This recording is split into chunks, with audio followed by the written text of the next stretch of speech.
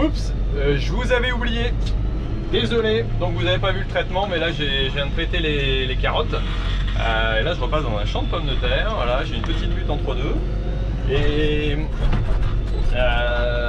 donc voilà, là c'était un traitement donc au sol. J'ai changé les buses. J'ai mis des buses anti-dérive pour éviter de propager voilà, le produit inutilement dans l'air. Alors que de toute façon, le but du jeu, voilà, c'est pas d'avoir un nombre d'impacts important. Là je repasse dans un champ de pommes de terre, hein, vous étonnez pas, c'est pas les carottes. Voilà, un nombre d'impacts important. Et là on va aller faire un tour pour aller voir l'irrigation, le champ de pois qu'on avait fait la dernière fois. Je vais vous expliquer un peu quelques petits trucs. Et bah, si vous aimez les vidéos, surtout mettez-moi un petit j'aime, ça me fera plaisir. Voilà, si vous avez le temps là pendant 2 secondes, vous pouvez le mettre. 1, 2, merci. Allez, on continue.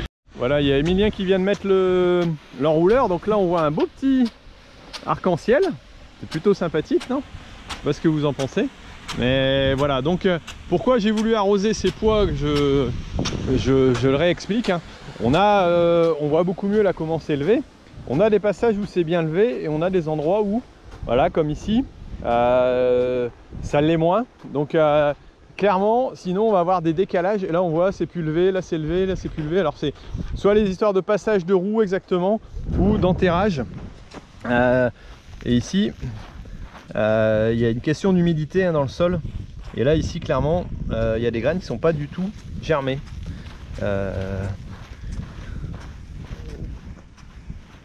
Faut que je cherche un petit peu après, mais normalement, ou à moins qu'il n'y ait pas de graines du tout, là ce serait plus embêtant.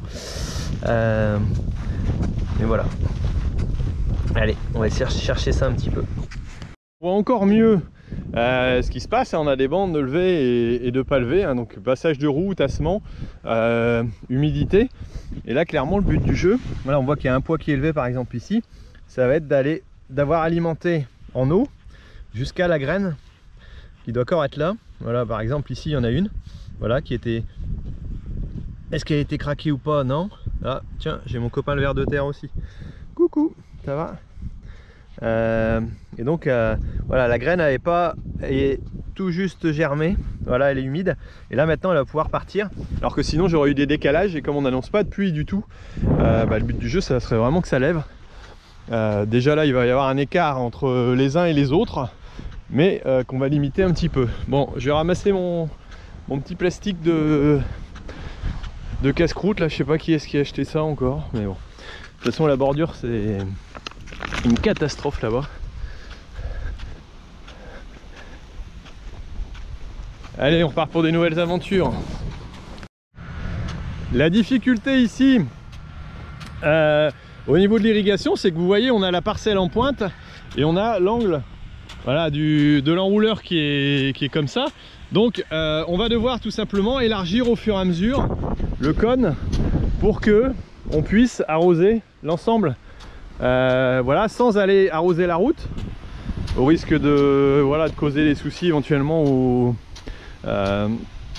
passants, aux véhicules.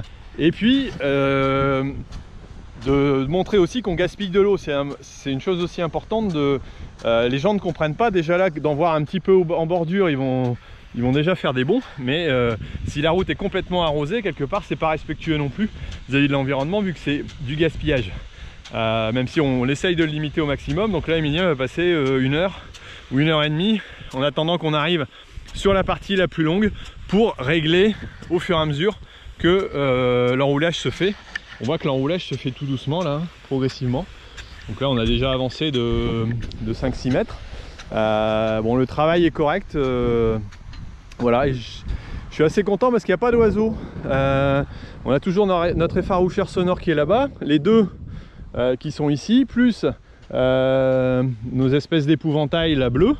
Et pour l'instant, ben, je vois pas trop de pigeons dans la parcelle. Je suis plutôt content parce que quand ça s'y met, ça c'est plutôt nuisible.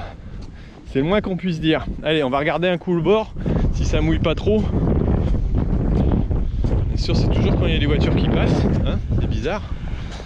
J'espère que les carreaux soient pas ouverts. Bon, voilà, on est vraiment en bordure. Ouais, alors quand il réenclenche, il y a un jet ou deux qui part sur la route.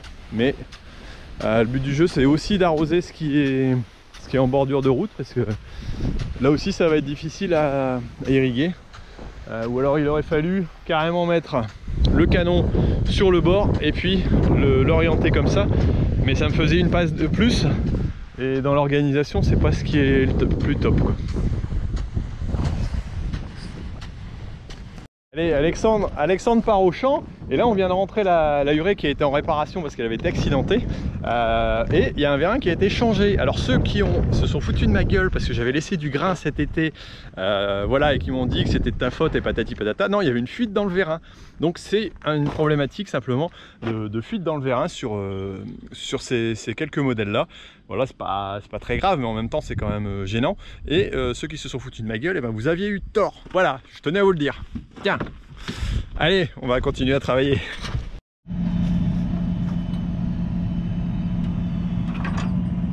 Et hop, on va voir un petit peu les réglages qu'on va adopter pour ce terrain-là. Donc là, ici, c'est un champ qui va être cultivé en bio, tout simplement. Donc il a été converti l'année dernière en fin de saison au mois d'avril pour le blé.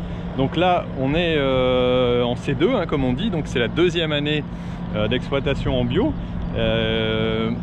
Et donc il avait été labouré, on a vu que c'était un passage de rotatif difficile la dernière fois, parce que c'était des mottes. Là on vient de mettre l'engrais bio, j'aurais dû le mettre avant, mais je l'ai fait claque maintenant. Et là on va regarder un petit peu les réglages, d'ailleurs l'engrais on le voit bien. Hein, et on va regarder un petit peu les réglages pour voir au niveau profondeur ce que ça donne si on a un peu de frais au fond.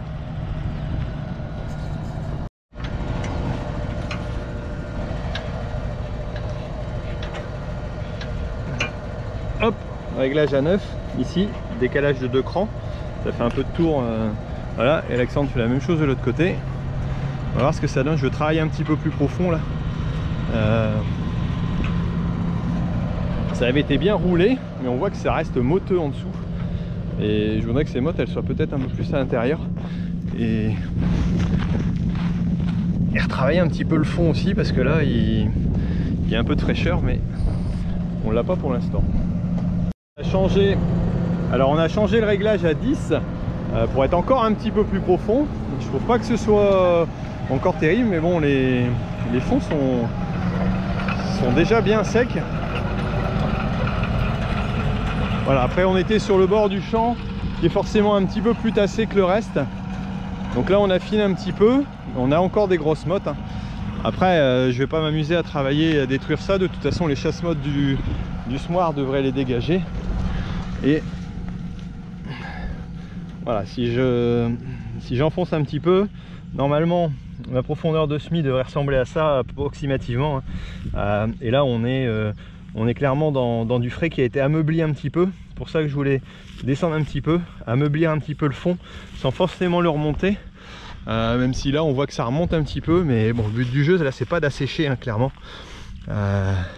Voilà, là on aura un petit peu de fraîcheur quand même en dessous pour mettre en route la germination. J'espère que ce sera suffisant, mais bon, je pense on est dans les clous avec le ras-pluie, le dégagement du semoir. Donc on va pouvoir regarder ça tout à l'heure au moment du semis.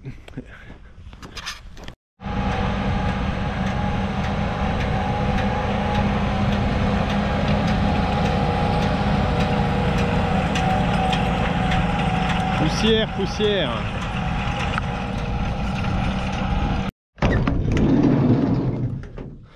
Petit exemple de ce qui est ramassé tout simplement le long du champ de pois qu'on a vu tout à l'heure.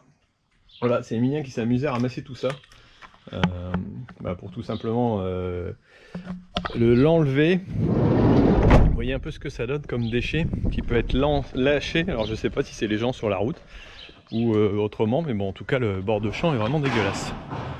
Voilà, il y a un chat ou un pigeon qui est tombé. Allez, on va aller semer maïs. Et voilà, rendez-vous donc sur le lieu, sur le champ, juste à côté de la cumin, hein, c'est pas très loin. Tu l'écartes un peu peut-être? Tu l'écartes à maïs?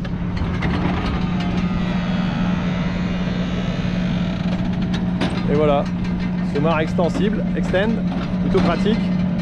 Et hop, on est prêt à partir pour 6 rangs en maïs. Au lieu d'être à 6 rangs à betterave à 45, on arrive à 75.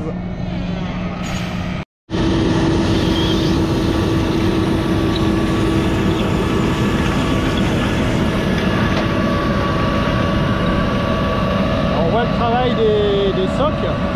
Bon, c'est assez mou ici au bord. On va voir si ça s'améliore sur le côté. On va regarder les profondeurs. Ça me paraît très mou tout ça.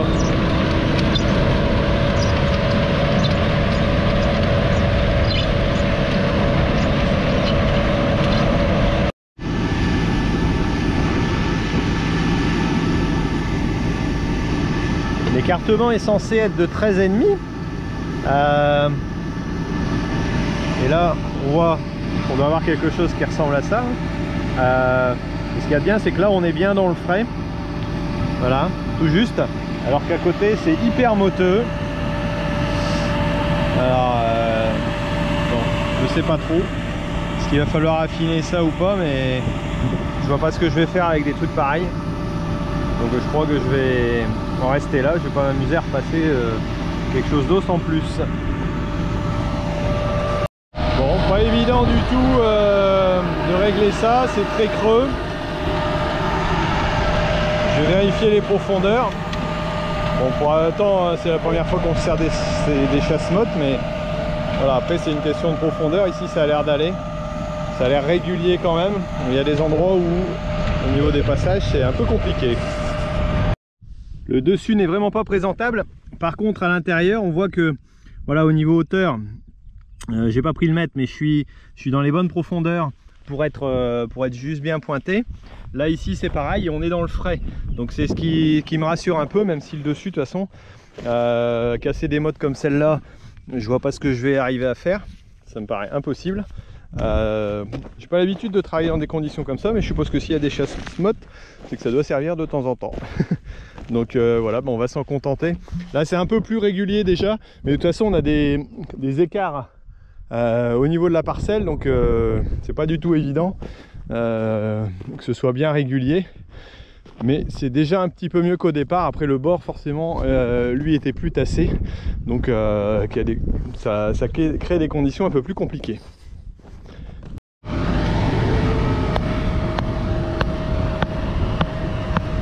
Bon, quand on a des blocs comme ça, c'est un petit peu délicat, hein. Là ici en fourrière, c'est un petit peu plus fin. Voilà, bon, le compromis a été trouvé à peu près dans la parcelle. Alexis va pas rouler trop vite. Et ouais, on voit là ici, c'est déjà plus fin. Donc plus tassé peut-être. Et un peu mieux. Bon, là sur le bord de la fourrière, c'est pas extraordinaire. Et bon, de toute façon, essayer de casser ces mottes là, ça va pas être évident. Là on est dans le frais en dessous, donc on va s'en rester là pour la chose. Et ça c'est tout simplement un bout d'obus. Voilà, on en retrouve régulièrement chez nous des entiers même, et là c'est que le cul. Ça c'est ce qu'on trouve de temps en temps chez nous. Petit tour pour venir voir le canon. Le vent s'est levé et donc il souffle un peu plus à l'intérieur. Je vais essayer d'écarter encore le jet, même s'il est quasiment ouvert à fond. Oups, je vais me prendre une douche, non? Mais c'est le brise-jet que je vais réduire un petit peu. À mon avis il est trop fort, on voit que ça repousse quand même pas mal par là. Et je vais resserrer un peu pour envoyer un peu moins de l'autre côté.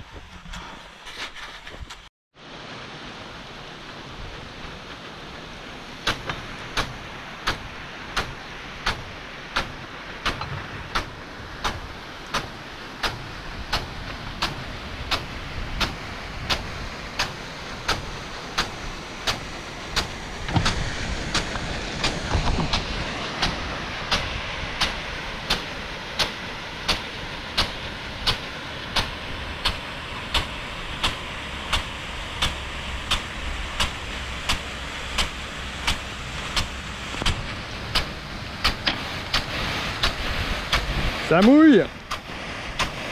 Ah,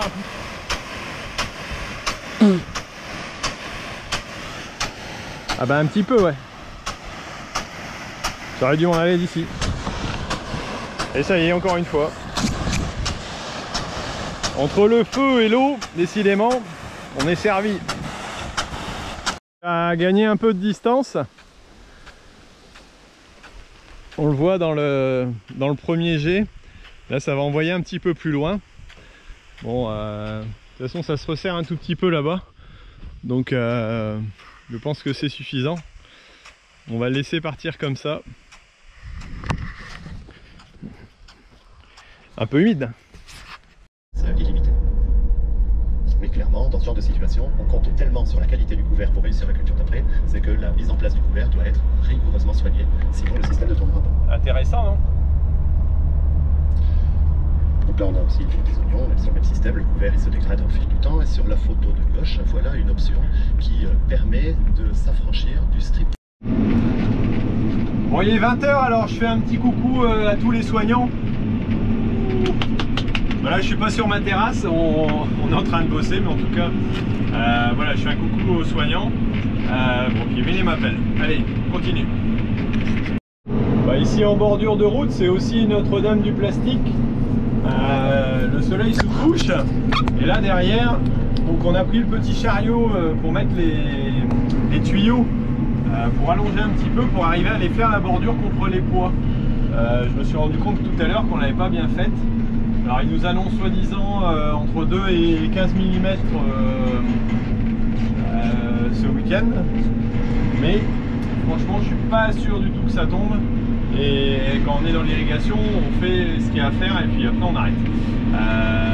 Si jamais il pleut, mais arrêter avant, bah, ça veut dire qu'on va perdre du temps dans le tour.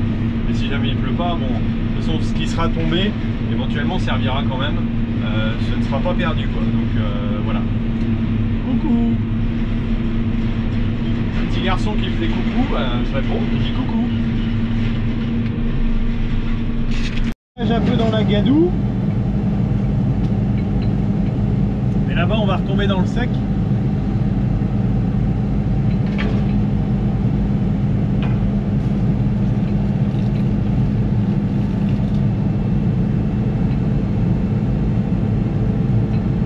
Et là je suis en train de mettre le pont avant, je ne croyais pas. Et dès que c'est un petit peu humide, forcément, ici ça a été bien arrosé. Et donc je tire de travers. Oh purée.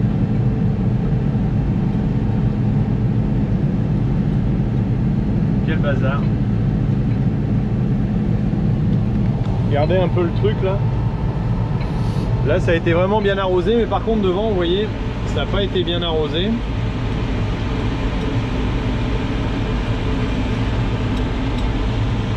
Bon ici c'est clair, il n'y a pas de pois qui pousseront sur ce passage là.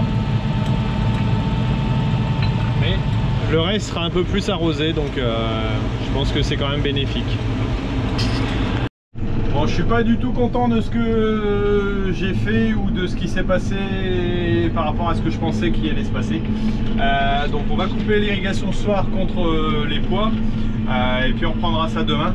Bah, ça fera l'objet de entre autres de la vidéo qui suivra demain. Voilà, bon bah écoutez, désolé mais il y a des fois où ça se passe pas comme on veut.